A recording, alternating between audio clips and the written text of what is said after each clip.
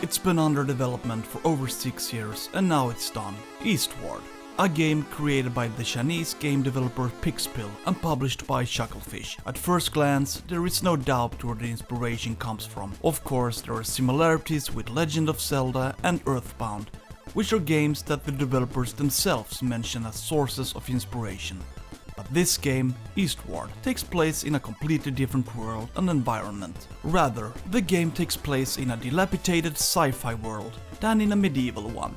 At the beginning of the game's development, Pixpils was a very small game studio with only 3 employees, but as the game grew, the staff was also expanded to 10 people. This indie game is available for Nintendo Switch, PC and Mac and costs about $25. In this review we take a closer look at whether Eastward holds the measure, if it is at the same high level as other similar games and if it is worth what it costs. The game can be described as a pixel art adventure game with RPG elements, and depending on how the game is played, it is reasonable to get through the game in about 30 hours, which can be seen as extensive given that it counts as an indie game. The game has a clear story-driven direction, but that does not mean that the game is either monotonous or predictable. There are lots of different things to do and explore in this game. The background story is about a world where the population has drastically decreased. The society has begun to collapse. Some form of poison is spreading in the world, but the game's protagonists John and Sam go out to explore what is going on. At the beginning of the game, not much information is given about what is going on, but you get to know the 2 characters, John and Sam, test the control and what it is like to fight against some slugs. Pretty soon you come across the autocratic Mayor Hoffman, who rules society with an iron fist. I am not going to reveal his role in the story, but he is an interesting character. In fact, there are lots of different characters in the game. Many are eccentric and downright crazy. Despite all the meetings and all the stories, no matter how the story develops in the game, it is a mysticism about what happens or what remains unsaid. Some events raise questions and make you want to investigate further. The worlds are incredibly beautiful, they are so atmospheric and colorful.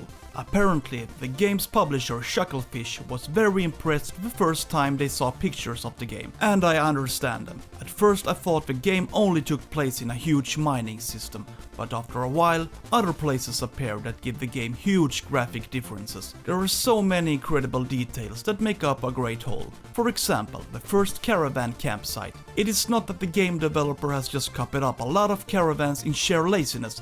Instead, each caravan has its own special charm and style, very nicely done. One of the founders of Pixpils, Tomo Chu, has said in an interview, "Speaking of the style, we simply hope everything looks interesting to the player. Strong colors, various buildings and objects, rich and subtle details." The huge graphic variation is a big factor in the game maintaining such a high standard. And that's what makes the game original. When you play, it feels like, wow, someone did the job. It becomes clear to me that the developers at Pixpils have thought about it properly. Quite simply, most objects, characters, places and worlds are well elaborated and detailed. In the beginning of the game, the pace is quite slow. There is a lot of text and you get the feeling that it is a story-driven game. But all dialogue is mixed up with some puzzles and activities that liven things up. It never gets really boring despite the slow pace, but it can be good to know that the game contains a lot of cutscenes with conversations, sometimes long dialogues. John and Sam are very easy to play because the controls are so smooth. You can easily move in all directions without the control feeling clumsy. Although the 2 heroes have very different characteristics, neither of them is difficult to use. What sets them apart is that John initially fights in melee range and can kill his opponents. Sam, on the other hand, has ranged attacks but can only stun her enemies. Later in the game you will find new weapons that can change the way you play, but in general it is easy to use both John and Sam and how they use their different weapons. Depending on the situation, you sometimes need to think about which of the 2 to play with at the moment. Of course, John can use a special attack that allows him to shoot bombs, but most of the time you want to avoid wasting bombs because you only have a limited number. Therefore, the frying pan becomes the priority choice.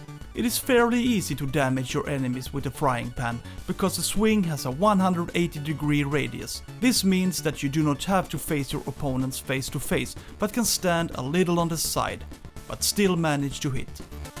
Something that can irritate one is that the enemy spawns from the sky. This means that against your will you will be surrounded by lots of enemies without you being able to do anything about it. Usually this is not a problem, as it is quite easy to eliminate your opponents, but if you're short of life, it feels stupid to die because you were involuntarily surrounded. The menus are easy to understand and logical to use. First, you have weapons and quest items collected on one page.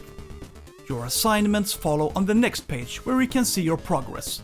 Of course, you have a map that is needed to be able to orientate yourself in the game. You also see a page with your backpack. At the beginning of the game, your backpack is very limited, but it is possible to make it more spacious at later times. You can buy backpack expansions in stores, but sometimes they are out of stock, so you may come back at a later time.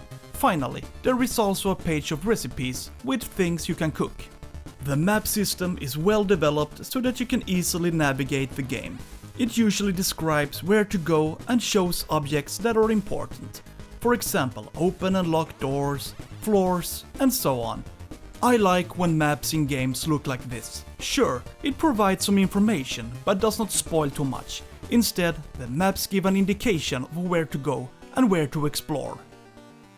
One of the best parts of this game is when you switch between John and Sam to solve different puzzles. The two characters are separated from each other, but need to cooperate and be coordinated in order to move on. This may mean that one has to turn off valves in order for the other to move on, or clear the way dropping bombs. Honestly, this is one of the great benefits of the game, solving puzzles by changing character. It also makes the game feel more dynamic. Of course, it is always fun to explore places and new worlds, or eliminate monsters and bosses, but when the game developers also create interesting puzzles, it takes the game to a new level. And the puzzles are not boring or anything, rather, it gives the game an extra dimension that makes the whole thing entertaining. On your journey you will meet several different bosses. They are not overly difficult to eliminate, but they usually have some mechanic that can be good to know. Usually, the worst thing you can do is try to surg down the bosses, but instead you need to see the boss pattern, how it moves, what weapon it has, and so on. Where should you place yourself to avoid getting injured, and when do you have the opportunity to attack? The boss fights feel like a nice variation as opposed to going around and exploring different places or seeing all the cutscenes. Eastward is a game that screams nostalgia, but at the same time feels new. The entertainment value is high because the gameplay is varied and never gets boring. The ability to fight against enemies, solve puzzles, and switch between two characters creates a variation that makes the game dynamic and lively. It is possible that the dialogues can sometimes be a bit too long and protracted, but in general there is nothing that negatively affects the overall experience. The question is whether Eastward is one of the best indie games of 2021. I would like to say that it is one of the best indie games since the Nintendo Switch was released in 2017. I can definitely recommend a purchase. Please subscribe to my channel for more reviews and other game related content. Have a good day, bye.